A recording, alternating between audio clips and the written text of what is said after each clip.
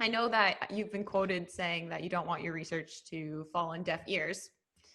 So the practical takeaways, if you could sum it up in a few sentences, maybe from the perspective of a younger person and then from the perspective of an older person, just habits, anything that you would, advice that you would give.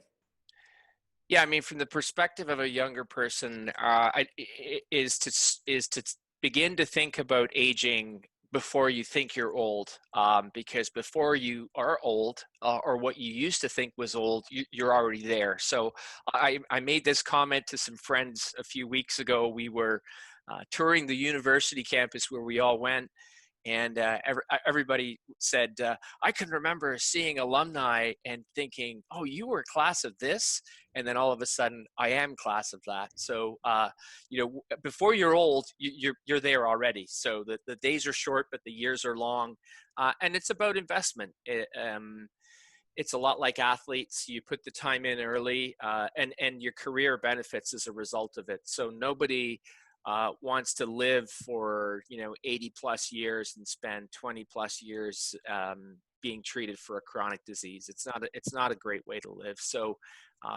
make the investment when you're young. From an older standpoint, if you made the investment while you were young, congratulations, you're reaping the benefits. To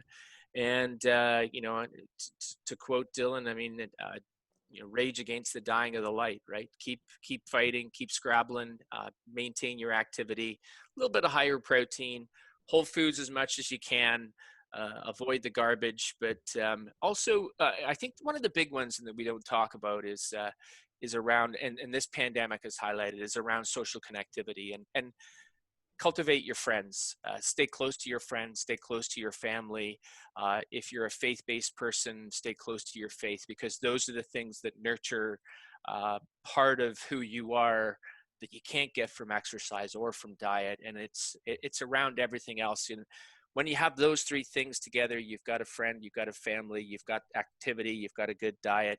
The stool is solid. It sits nice and tight, and you'll be in good shape. Or find friends that are into healthy eating and exercise, and then you can knock all of them.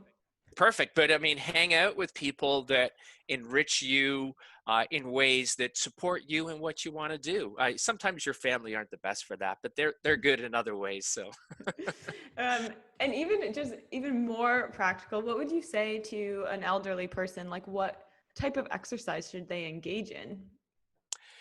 yeah. So you look, there's legions of data around the benefits of aerobic exercise, and I would never say to deny yourself the time to go for a walk, and occasionally walk up some steps and run up a hill or whatever it is, bike up a hill, swim, etc. I think that we're beginning now to realize, and in my opinion, when you're over age 60, not that being cardiovascularly fit isn't a good thing, it is, but really you're going to find that your activities in your daily life that limit what you're going to do, you're going to be limited by your strength. So I'd encourage everybody to try and find a way to keep and make themselves strong for as long as they can.